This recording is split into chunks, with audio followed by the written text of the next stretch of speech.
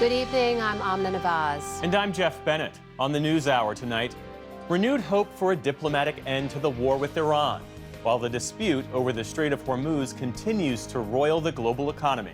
An army soldier is charged after allegedly using classified information to bet on the capture of Venezuelan President Nicolas Maduro.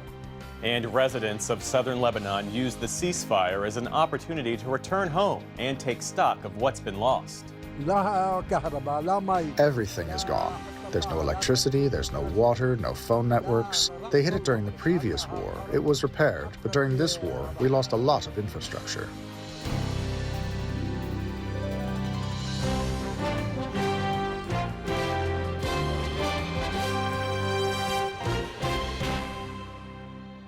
Major funding for the PBS News Hour has been provided by the William and Flora Hewlett Foundation, for more than 50 years advancing ideas and supporting institutions to promote a better world at hewlett.org.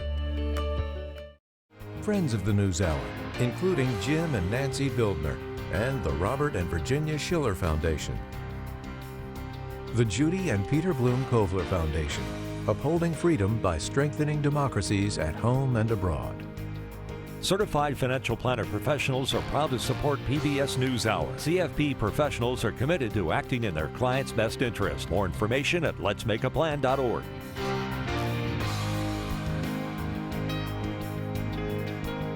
And with the ongoing support of these individuals and institutions.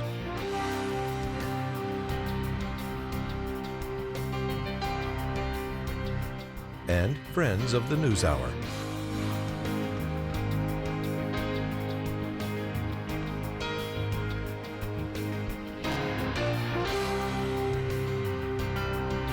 This program was made possible by the contributions to your PBS station from viewers like you. Thank you. Welcome to the NewsHour. An American delegation is headed back to Pakistan tonight to continue talks geared toward ending the war with Iran. One of the focal points of any discussion will be the Strait of Hormuz, where vital maritime traffic remains largely frozen. But while Iran's foreign minister is now already in the Pakistani capital, late today his spokesman said there is no meeting planned with the Americans. Stephanie Tsai again begins our coverage tonight. Tonight, fresh hope for a path forward in the negotiations between the U.S. and Iran. We've certainly seen some progress from the Iranian side in the last couple of days. The White House confirmed today that Special Envoy Steve Witkoff and President Trump's son-in-law Jared Kushner will travel to Pakistan tomorrow for direct talks with Iran. Notably absent from the team, Vice President J.D. Vance. He was set to go to Pakistan earlier this week, but was suddenly pulled back to the White House, which now says he's on standby to travel should there be substantial progress in negotiations. As the extended ceasefire holds for a third week, White House Press Secretary Caroline Leavitt says Iran pushed for renewed talks. The Iranians want to talk. They want to talk in person. And so the president is, as I've said many, many times to all of you, always willing to give diplomacy a chance. But Iran has not yet confirmed it is sending diplomats to Islamabad for direct talks with the U.S. Foreign Minister Abbas Araghchi posted to social media that he would visit Pakistan to review current regional developments. All this as the American blockade of the Strait of Hormuz continues, roiling global energy markets. Even with 3 aircraft carriers and more than 15,000 sailors and Marines operating in the Middle East, safety and security concerns persist for ships stalled in the strait. Both sides are claiming control.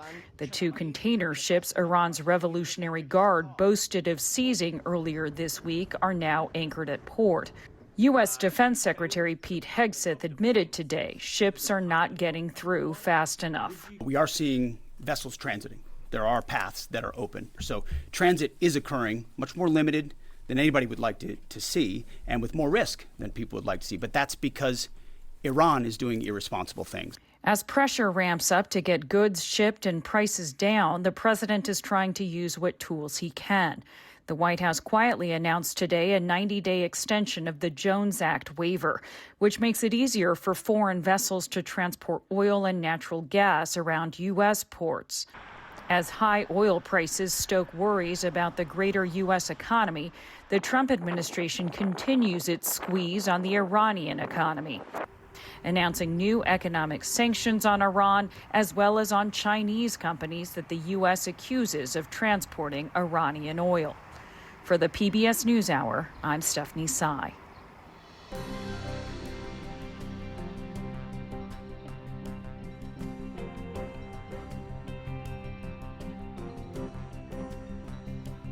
In the day's other headlines, the Justice Department is dropping its criminal probe into Federal Reserve Chair Jerome Powell over whether he lied to Congress about renovations at the Fed's headquarters. Instead, the U.S. Attorney for the District of Columbia, Jeanine Pirro, said the Fed's Inspector General would be looking into cost overruns at the site. The announcement opens a pathway for Kevin Warsh to be confirmed as Powell's successor. Earlier this week, Republican Senator Thom Tillis threatened to block his nomination unless the DOJ dropped its investigation. At the White House today, Press Secretary Caroline Leavitt urged Tillis to move forward. Senator Tillis should do the right thing and move to confirm Kevin Warsh as speedily as possible.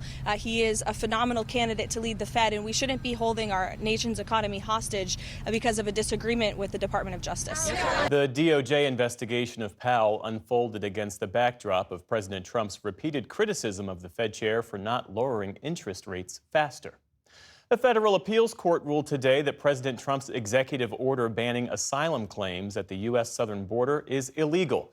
The three-judge panel found that immigration law gives people the right to apply for asylum, and the president cannot override those procedures. It marks the latest setback to Mr. Trump's broader immigration crackdown. The administration can now either ask the full appeals court to reconsider the ruling or take its case to the Supreme Court. The FDA said today it will fast-track reviews for 3 psychedelic drugs aimed at treating mental health conditions, including depression and PTSD. 2 of the therapies involve the active ingredient in so-called magic mushrooms, while a third is based on MDMA, a substance commonly associated with ecstasy. The move follows an executive order signed by President Trump to accelerate research and ease some restrictions on these drugs. In northern Oklahoma, residents sifted through what was left of their homes today after suffering a direct hit from a powerful tornado. Eyewitnesses captured the massive twister tearing a path across the countryside yesterday. Others caught footage of debris swirling through the air as the tornado tracked near Vance Air Force Base. The storm looked just as menacing from above. An airline passenger posted this video of lightning in the darkness. By daybreak, the storm's devastation was clear. Dozens of homes reduced to rubble. It was a miracle that there were no fatalities reported, but only minor injuries. Meantime, in southeast Georgia, it's so emotional because so many people has lost their homes. I've lived in this community for 41 years. It's my home. I grew up here. I went to school here. And I may not know everybody, but my heart breaks. Residents in Brantley County, Georgia, sized up the damage as wildfires forced hundreds of new evacuations there. Georgia's Governor Brian Kemp said 2 large wildfires in the state have destroyed more than 120 homes so far and are threatening nearly 1,000 more. State officials believe these fires have burned more homes than at any other time in Georgia's history. A union for Spirit Airlines employees said today that any federal bailout of the bankrupt carrier must protect workers from layoffs. That follows reports that the Trump administration is in talks to offer $500 million in financing in exchange for some 90% control of the airline. At the White House yesterday, President Trump even floated the idea of buying the airline outright. A lawyer for the carrier says liquidation could cost as many as 17,000 jobs. Spirit had hoped to emerge from bankruptcy later this year, but a spike in fuel costs tied to the Iran war has complicated those plans. Israeli Prime Minister Benjamin Netanyahu said today he has received treatment for prostate cancer and is now healthy. It's the first time he's publicly acknowledged the diagnosis. The 76-year-old says he had prostate surgery almost 2 years ago and that a more recent tumor was successfully treated with radiation therapy. He asked that a public announcement be delayed due to the war with Iran. On Wall Street today, stocks ended mixed amid ongoing uncertainty over the war. The Dow Jones Industrial Average fell about 80 points. The Nasdaq jumped nearly 400 points. The S&P 500 also closed out the week in positive territory. Still to come on the NewsHour, David Brooks and Jonathan Capehart weigh in on the week's political headlines. We travel to Chornobyl 40 years after the worst nuclear disaster in world history. And a new memoir from the admiral who oversaw the raid that killed Osama bin Laden. This is the PBS News Hour from the David M. Rubenstein studio at WETA in Washington, headquarters of PBS News. A U.S. Special Forces soldier who helped to plan the January capture of Venezuelan President Nicolas Maduro has been indicted for allegedly using classified information about the raid to place bets in the prediction market.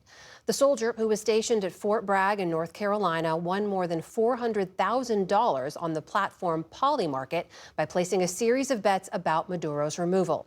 The indictment is raising new concerns about insider trading and the need for regulation.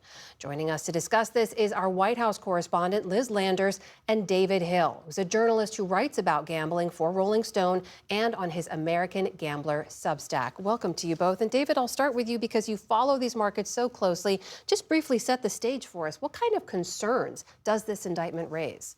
Well, it raises a lot of concerns. It also answers a lot of concerns. There's been quite a bit of concern about prediction markets and the markets that they offer on geopolitical events, but also in insider trading that might be happening in those markets for a number of months as we've seen prediction markets grow in the United States. And so a prosecution like this is very important, I think, for the prediction markets to try to return to some trust and sense of integrity about the markets that they offer.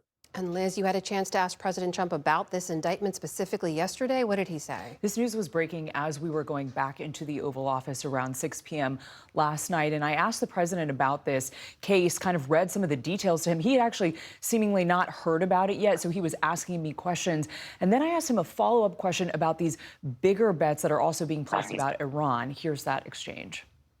There are also bets that are being placed as well on the Iran conflict, too, and there have been some trackings where people suspect that there's insider trading happening on these prediction markets around the war. Are you concerned about that? The whole world, unfortunately, has become somewhat of a casino.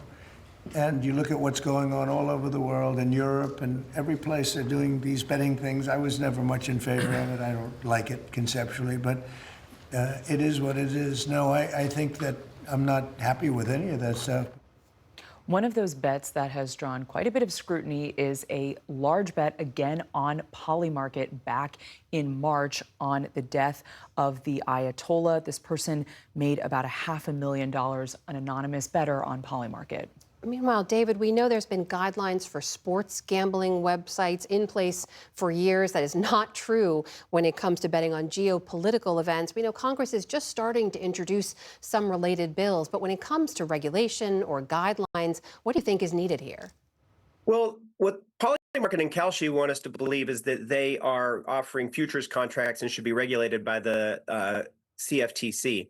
And there are regulations that exist within the CFTC about insider trading in commodities and futures. And so ostensibly, any bet that you make on Kalshi and Polymarket should be under those same regulations, which is part of what I think we're trying to test here with the arrest of Mr. Van Dyke and the investigation about whether or not he committed insider trading when he made the bet about the Maduro operation.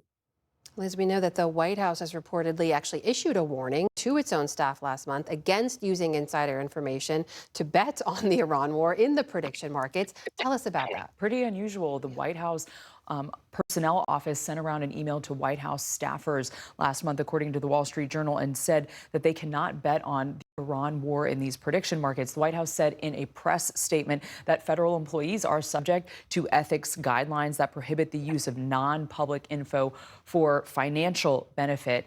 The Trump family, though, does have connections to these prediction markets. The president's son, Don Jr., is an advisor to both Kalshi and Polymarket. Some critics of the president have accused him of using his power as the president to manipulate the markets when he talks to reporters on the phone or issues statements on Truth Social. The Trump administration, though, is coming down hard in this indictment that came out yesterday. The acting attorney general, Todd Blanche, said, quote, widespread access to prediction markets is a relatively new phenomenon, but federal laws protecting national security information fully apply. The U.S. attorney that brought these charges against Van Dyke yesterday said that he engaged in, quote, clear insider trading, Amna. David, pull this back a little bit for us in terms of the lens through which we're looking at this now. Even if it is legal, right, is there something immoral or ethically questionable here about betting on geopolitical events when lives are potentially at stake?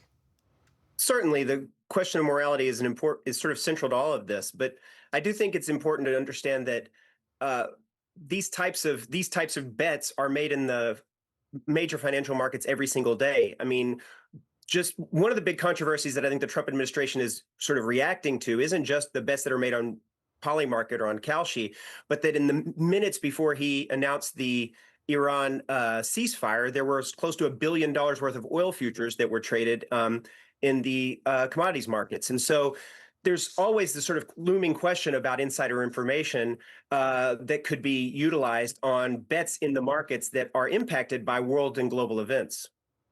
All right, that is David Hill from Rolling Stone and our own Liz Landers covering this issue for us. Thank you to you both.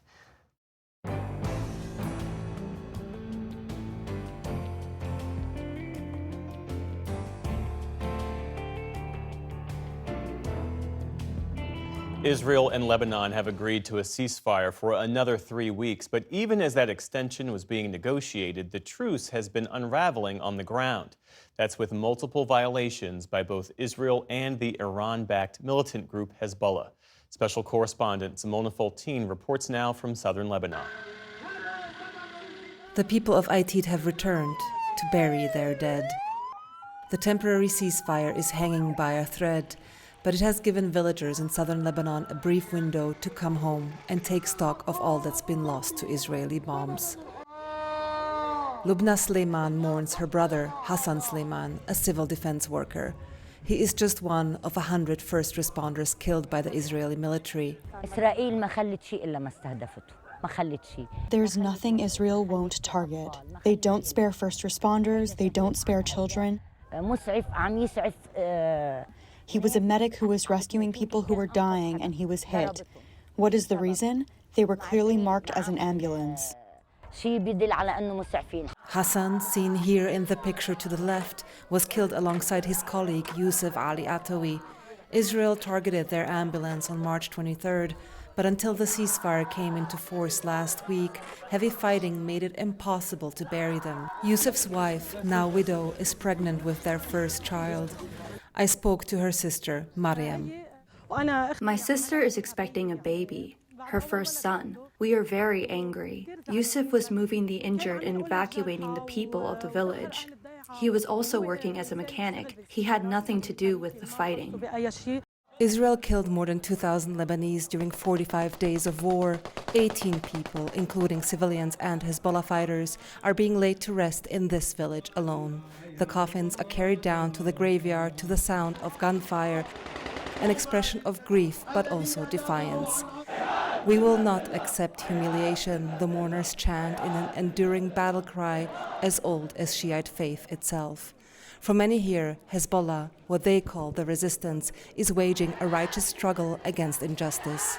We are the resistance. We will defend our land until our last breath. It's impossible that we'll back down. It's about our dignity. These communities reject their government's decision to hold direct talks with Israel, which demands that Hezbollah be disarmed. We can't hand in our weapons because there's no one else to defend us. If we handed in our weapons and made peace with Israel, we know that we would be humiliated. This land was never theirs, not in Palestine, not in Lebanon.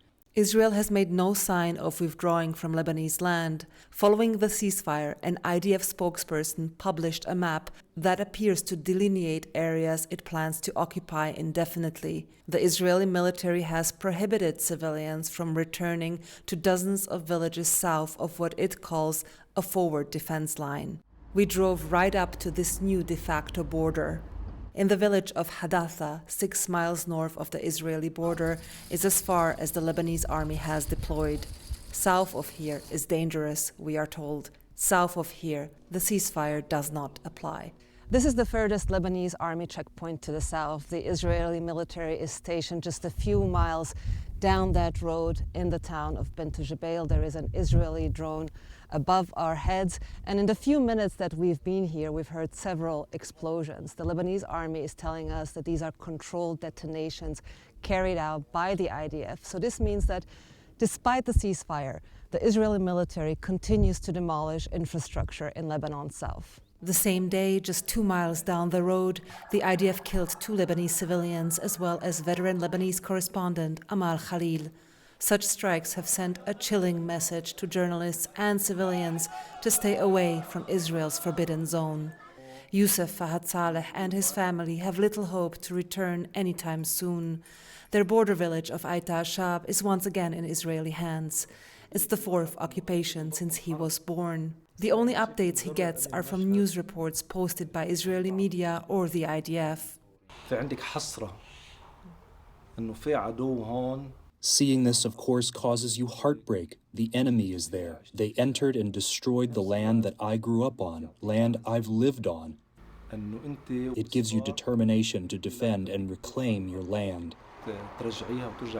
Even towns a bit further north that are under Lebanese control remain practically abandoned.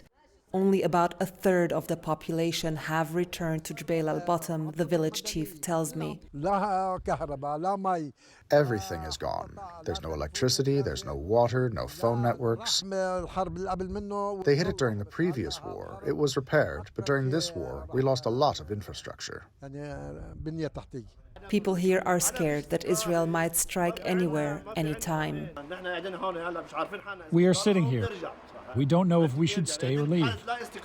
Israel doesn't differentiate between civilians and fighters. This has really affected people, in addition to the damage that has been inflicted on their houses.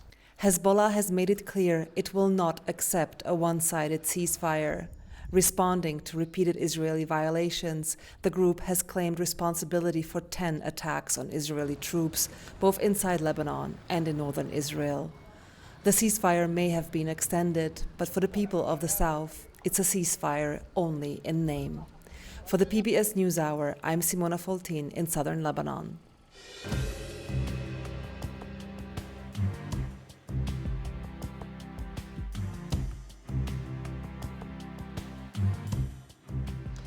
The U.S. Justice Department dropped its probe into Federal Reserve Chair Jerome Powell after admitting it lacked evidence. And voters in Virginia approved Democrats' redistricting efforts. For all of that and more, we turn now to the analysis of Brooks and Capehart. That is The Atlantic's David Brooks and Jonathan Capehart of MS Now. It's always great to see you both.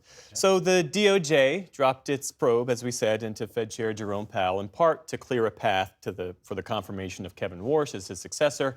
But also because a federal judge effectively crippled U.S. Attorney Jeanine Pirro's investigation. David, what do you see as the takeaways? Who would have thought? Lack of evidence hurts the prosecution. I think, first of all, Donald Trump, like every president, frankly, would love to have a Fed chair do what he wants because he can juice the economy at the right time for the election. Trump is obviously the only one who would actually act on that. And it should be said, we should appreciate the fact the Federal Reserve System is one of the crown jewels of our country. It was passed, obviously, in the progressive era.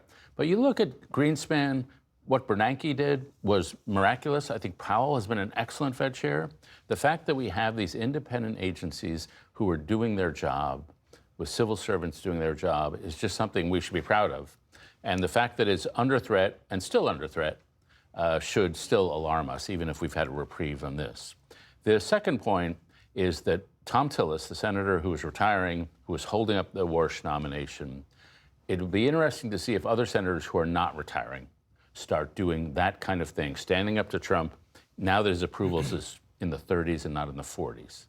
And I anticipate that a few more senators will discover some courage when it comes time to standing up to the administration that they have lacked for the last 8 years. What do you think about that, Jonathan? As President Trump's approval rating starts to soften, do you think more Republicans will use leverage wherever they can find it? One can only hope. Senator Tillis, he won this particular war because he made it clear for weeks he's not voting for anybody's confirmation until that lawsuit went away. Look, give the president a little bit of props here in that he just said, okay, fine.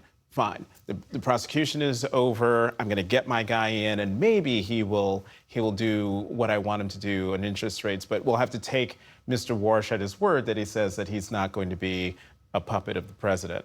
We'll see. And Powell's term ends next month. Does this episode change the dynamics around his departure, or the search, the appointment, the confirmation, the expected confirmation of his successor? You know, if you're Powell, you're worried that they're going to come after you again. And I think that's one of the reasons he's reluctant to leave, because he won't have some certain protections. But I think he kept on doing his job no matter what. And this was a very tricky economy with inflation rising. And it was not expected that he would be able to drive down inflation without a recession. And he did it. That's amazing. And I thought Kevin Warsh is the best possible pick that Trump could have had.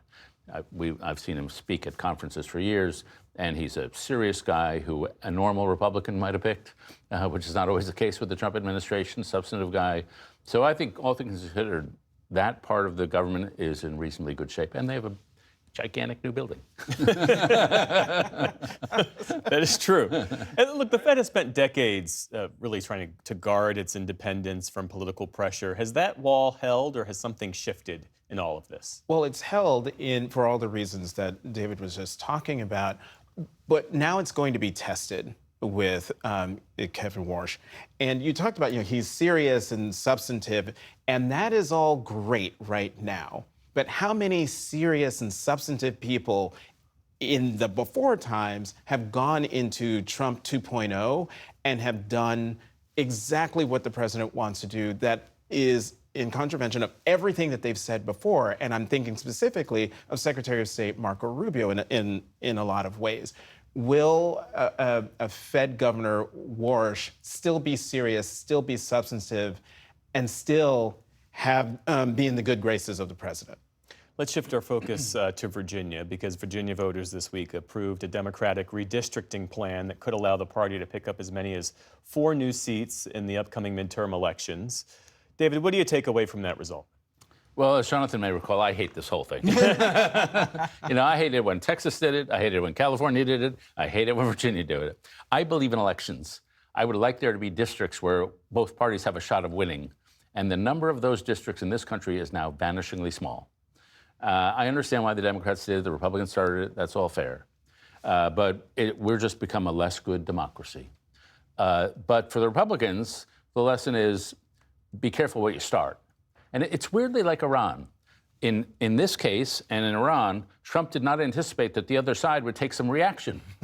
He couldn't see like one step ahead. I don't expect to see 3 steps ahead, 1 step ahead. And so it was pretty inevitable once they did Texas that California would do this and Virginia would do this. And on net, the Republicans are probably worse off than they were before this whole thing started. The one thing I'll add, and why Democrats should mute their enthusiasm, is that 2030 is coming. And then you get a real redistricting based on where populations are flowing. And populations, 9 out of the 10 fastest states are Republican states. 9 out of the 10 fastest shrinking states are Democratic states. People are flowing to Texas and Florida and all those Republican states.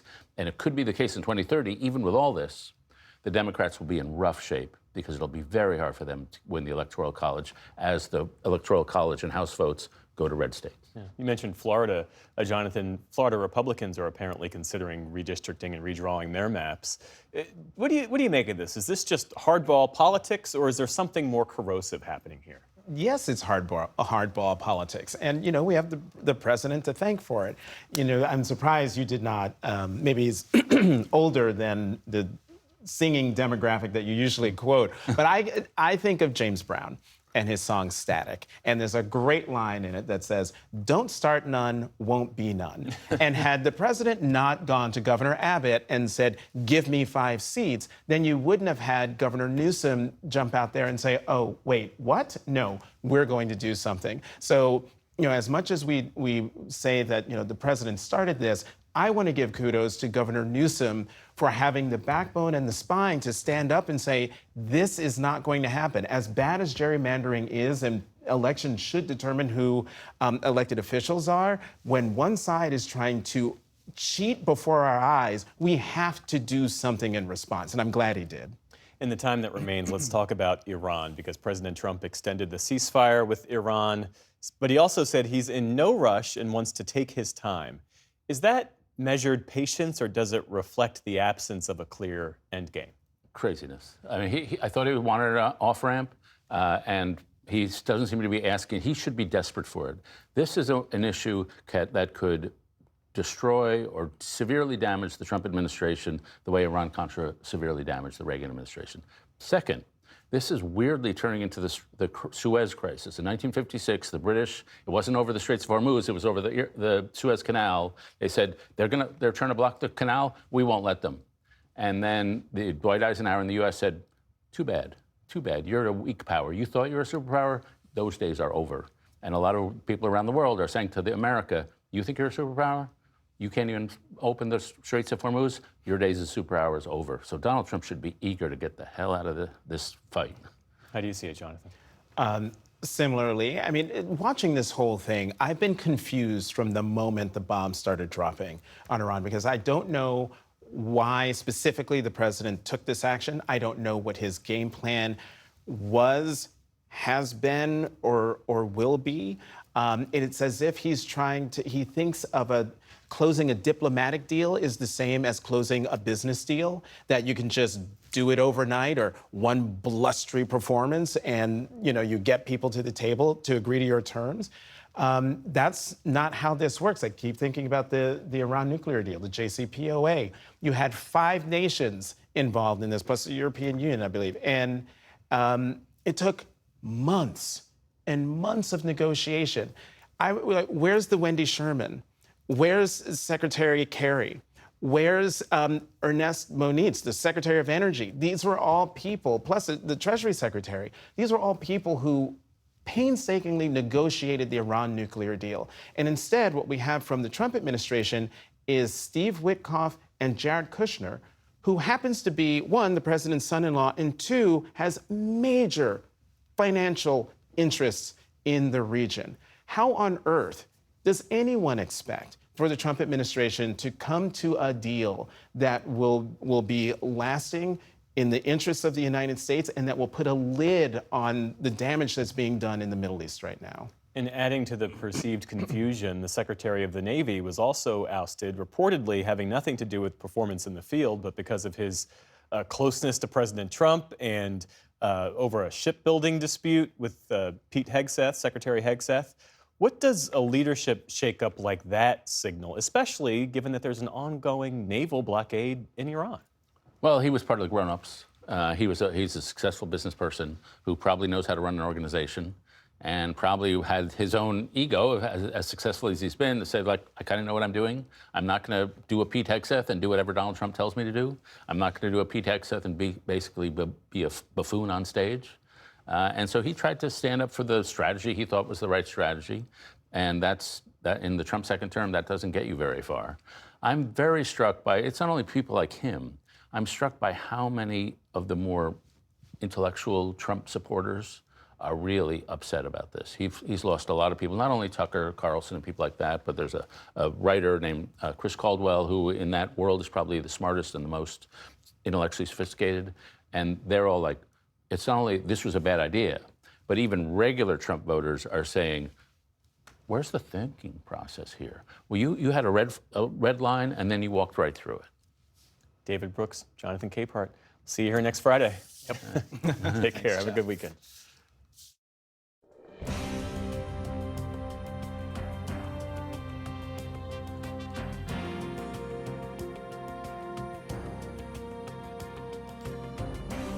"40 years ago this Sunday, the world's worst nuclear power disaster exploded into history at the Soviet Union's Chornobyl nuclear plant, north of Kyiv in what's now independent Ukraine. The ensuing Soviet cover-up and then cleanup operation made Chernobyl a byword for dereliction and mismanagement. But decades later, a global energy shock and Russia's war on Ukraine, which has exposed the West's reliance on Russian oil, are changing attitudes towards nuclear energy again. From the exclusion zone of Chernobyl, seen here with the Ukrainian spelling, special correspondent Simon Ostrovsky and cinematographer Amanda Bailey filed this report. Nikolai Pobedin arrived at the Chernobyl nuclear power plant in Ukraine 1 year after the disaster that made this facility infamous 40 years ago. Almost every year since, he's manned this desk at the plant, managing a critical department that prevents Chernobyl's still radioactive waste from melting down. It's a demanding job, but in 2022, it got even harder. That's when invading Russian soldiers took over the site. They used us like a shield to store their weapons and equipment. After all, no one would attack a nuclear power plant. Were you hostages? Yes, of course. As Pobedin and his colleagues continued to manage the old radioactive debris, they also knew they were confronting a new potential nightmare, since Russian troops had turned this place into a military target. But his critical duties prevented him from ever thinking of leaving. Sometimes people ask me, why didn't you run away? Even if we had a place to run, how could we leave our workstations unattended? We'd come to Chernobyl, just 70 miles north of Kiev, to see for ourselves what this power plant looked like 40 years after the worst nuclear disaster in history, which sent radiation billowing across Europe. Dobry deň. To get inside today, the first step is to measure your current radiation reading for comparison later. We changed into a special set of protective clothing to avoid bringing radioactive particles home. Then, our guide, Artur Ovsepian, took us inside. So how many people work at the plant now? At one time, we have around 600 workers. Got it. So there's 600 people here every day? Yes. 2 of Chernobyl's reactors remained functional into the late 1990s, but Unit 4, where the disaster occurred, still requires monitoring and cleanup of the radiation, an effort that's slated to go on until 2064. And that's the reactor we were taken to see. Don't lean on anything, don't drop anything. If you drop something, we need to call a dosimetrist, and he will check if it's contaminated. Okay, we're just going to follow your lead. Oh, wow, okay, so this is the control room of the ill-fated reactor number 4. It's so spooky in here. What an eerie, eerie room. This is the control room of Chernobyl reactor number 4. The decisions that led to the worst nuclear accident in history were made in this room. It was a flaw in the Soviet-designed reactor that caused it to overheat and blow up, just as its operators were trying to shut it down, sending clouds of radiation into the sky and showering the area with chunks of radioactive debris. Anyone within a nearly 20-mile radius of the plant suddenly found themselves under evacuation orders. With the Soviet Union offering few explanations and downplaying the scale of the event, here's how the NewsHour covered the incident 2 days later. The Soviets today reported an accident at a nuclear plant which damaged a reactor and caused some injuries. The Soviet news agency TASS said the accident happened at the Chornobyl plant north of Kiev in the Ukraine. It gave no more details than to say that measures are being undertaken to eliminate the consequences of the accident. Aid is being given to those who have suffered injury. Those measures would end up being much more expansive than first reported, with thousands of Soviet soldiers being exposed to radiation as they returned contaminated debris to the damaged reactor before encasing it. In 2016, this new structure was completed to prevent radiation from leaking out, and it's designed to last 100 years. It's over 330 feet tall, making it the largest movable structure in the world. It was assembled next to the damaged structure on rails and moved over to protect it. I don't think I've ever been in an enclosure this big in my life. But what we're actually looking at is 2 enclosures. The cement blocks around reactor number 4, those were put there in the years immediately after the accident by the Soviet Union at a great cost to human life. And then many years later, the European Union funded this new enclosure that we're standing underneath right now. That came at a cost of $2.5 billion. But in 2025, less than a month after President Donald Trump was inaugurated, Russia struck this containment dome with a Shahed-type drone. And although the outer shell was quickly patched, the damage compromised the structure's integrity.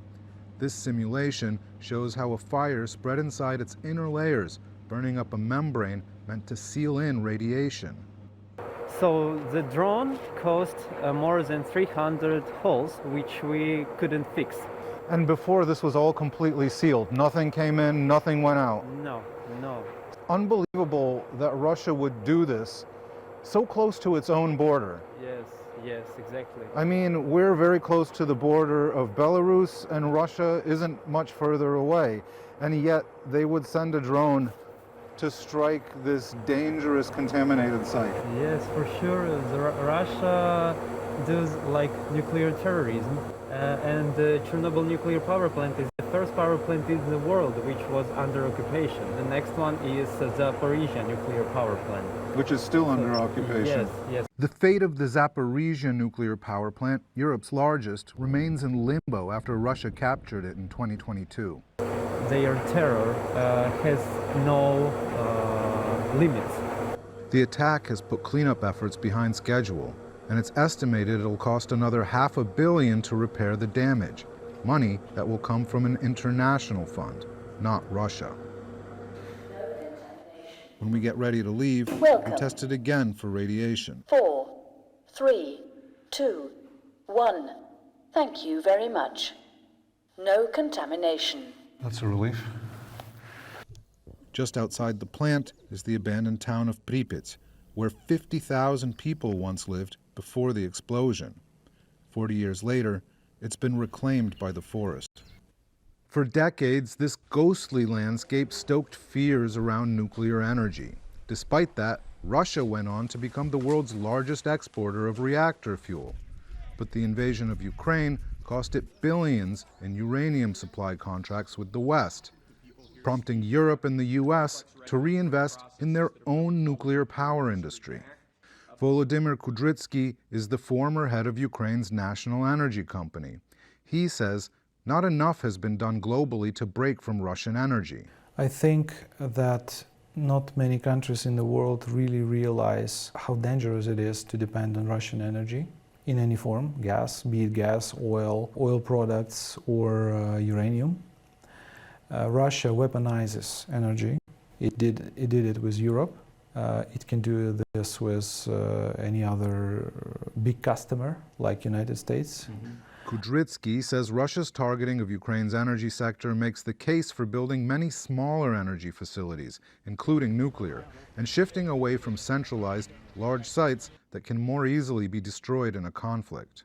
We experienced thousands of attacks on our large power objects, and of course these power objects are very vulnerable to those attacks because of their scale. The only answer to this can be decentralization. This is what they do on the front line. You do not group 1,000 people in one spot, right? You disseminate people over a certain area. The same principle with energy. 40 years after the disaster of Chernobyl, the war with Russia has forced Ukraine to rely heavily on nuclear power, as its grid has come under relentless attack. After nearly 4 decades at the plant, Nikolai Pobedin understands the risks of nuclear energy as well as anyone. So I asked him if he thought we should continue to develop it. I think this is the energy of the future. But to get to that future, Ukraine must still survive an uncertain present. For the PBS News Hour, I'm Simon Ostrovsky in the Chernobyl exclusion zone.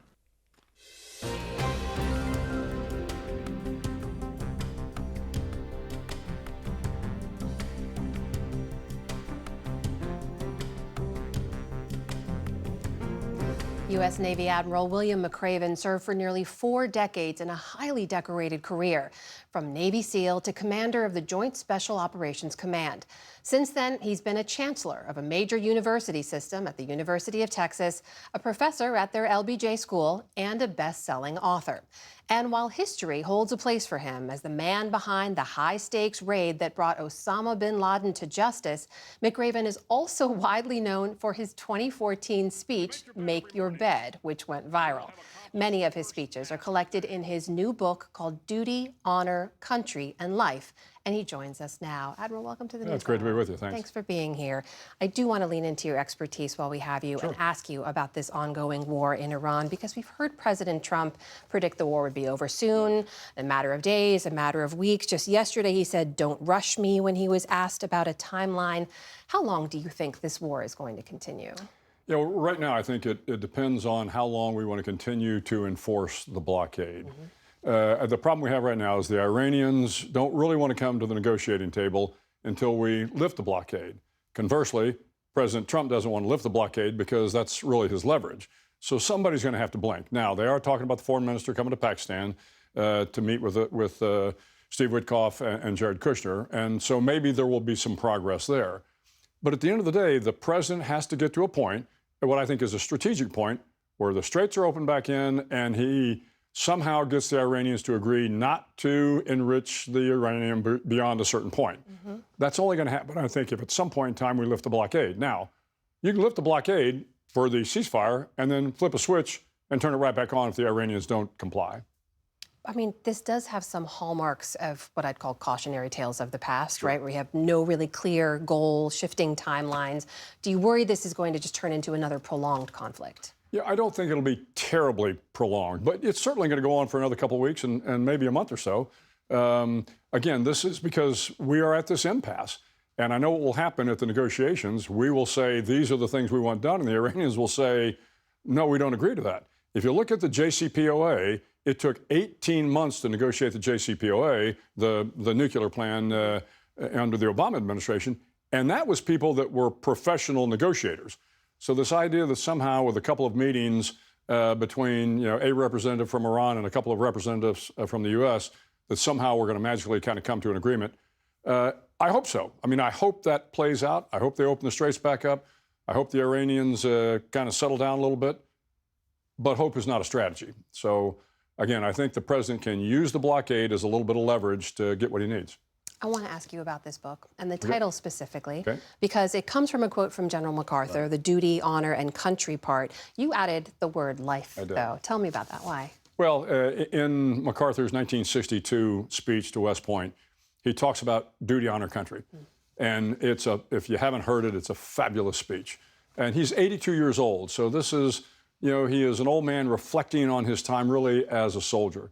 But he says, duty, honor, country. He says these three hallowed words are what you ought to be, what you can be, and what you will be. And he says they're rallying points to build courage when courage seems to fail, to regain faith when you lose faith, and to give you hope when hope is forlorn. And so when I thought about, hey, how do you build courage, or how do you inspire people with courage and faith and hope? But I realized there's a little bit of life as well. We not only want to talk about duty, honor, and country, but we all have lives to lead that kind of go beyond some of that. And it was important, I think, to add life because we ought to reflect duty, honor, country within our lives. You do write in the book this one line. You write, we're far from perfect as a nation, but our values are as close to perfect as any nation is going to come. It also seems like we're in a moment where some of those values are sort of up for debate, right? At least up for discussion. Who gets to be an American? What should be America's place in the world? Do we still have shared values in this country right now? Yeah, I think we do. I'm kind of the eternal optimist.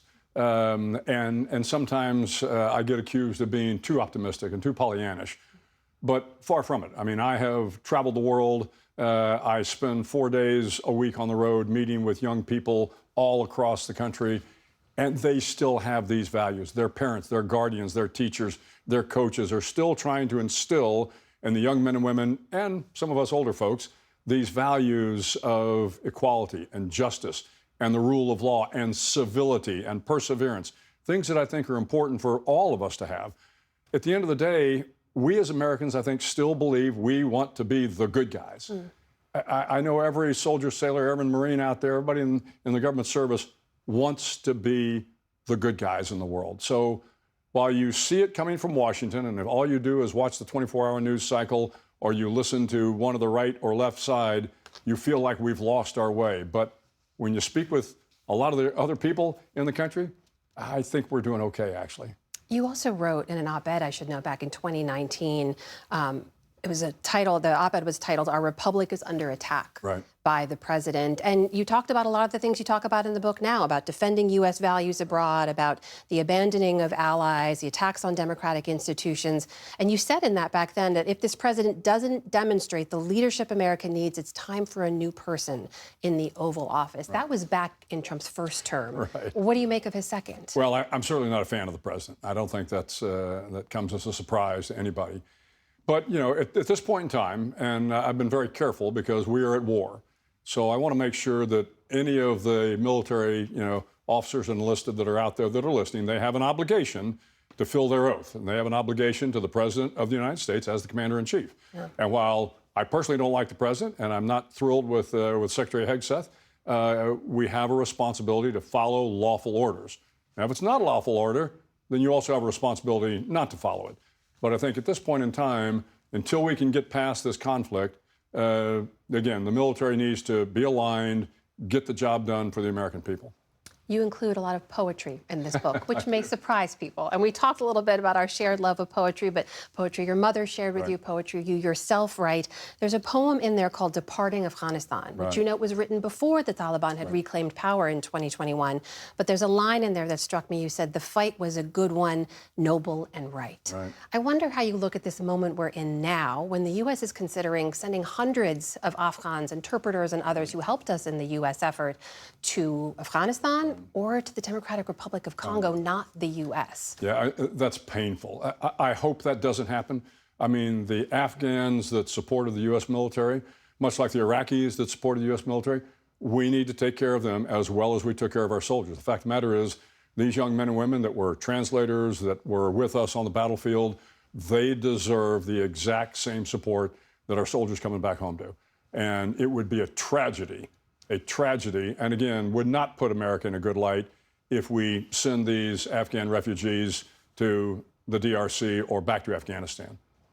You write in the book about some intensely personal poems, too, which strike me because in contrast to a lot of the speeches that you have in there, which are about country and duty and honor, these seem to be really personal to you. One in particular about your mother, in which you write, "She died too young to see me grow into the man who on bended knee she'd prayed and prayed for me to be." Yeah. I just wonder why you chose to share that with everyone. Yeah, you know, it's, of course, as I told you, it's not good for my tough guy SEAL image to be writing poetry, but I've written poetry my whole life. I just haven't put it in a bounded copy. And as you know, poetry can be pretty cathartic, and of course it can be very personal. And my mother died when I was 30, and at the time I was a Navy lieutenant. She probably didn't think I had much of a career. I was married with 2 young kids at the time, and I was struggling. And she passed away from lung cancer, and I like to think since that time the trajectory of my life has gone in a very good direction, and so I think she's still looking out after me. Admiral Bill McRaven, the book is Duty, Honor, Country, and Life. Thank you so much for being here today. Great to be with you.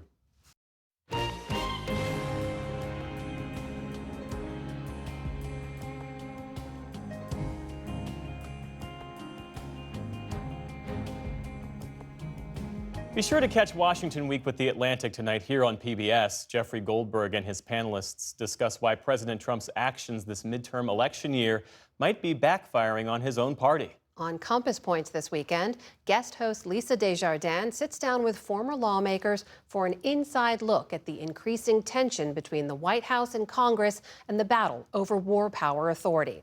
And on Horizons, William Brangham talks to public health and policy experts about whether the country is ready for the next pandemic. There were serious disagreements in the first administration and in the Biden administration about mandates and when vaccinations should be mandated, but there was a pretty broad understanding these were life-saving vaccines for many, many people. The challenge is that understanding is going away. Right. And in fact, we have heard that the CDC director has suppressed a report, the acting CDC director, showing the value of these vaccines. And we know that there are people who have been appointed to key committees who have called for these vaccines to be taken off the market altogether. So we've gone from national unanimity, like you said, an incredible scientific achievement, to discussion about when is it appropriate to mandate vaccination, to should we take them off the market in the second Trump administration? That gives you a sense of the kind of challenges we're dealing with now. Horizons airs this weekend right here on PBS. Check your local listings. And that is the NewsHour for tonight. I'm Amna Navaz. And I'm Jeff Bennett. For all of us here at the PBS NewsHour, thanks for spending part of your evening with us, and have a great weekend. Major funding for the PBS NewsHour has been provided by the ongoing support of these individuals and institutions, and friends of the NewsHour, including Kathy and Paul Anderson, and Camilla and George Smith. The Walton Family Foundation, working for solutions to protect water during climate change so people and nature can thrive together. Certified financial planner professionals are proud to support PBS NewsHour. CFP professionals are committed to acting in their clients' best interest. More information at letsmakeaplan.org.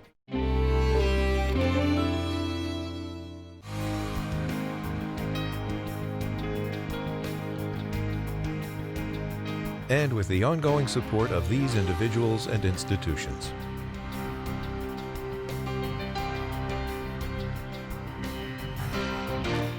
And friends of the NewsHour.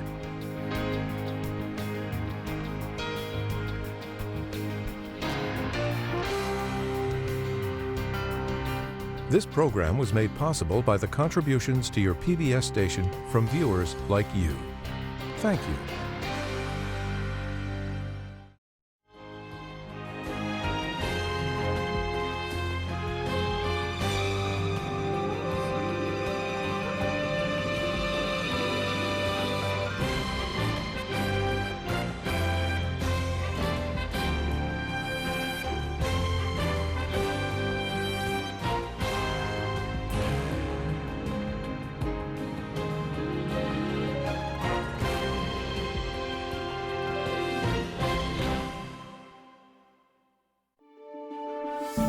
You're watching PBS.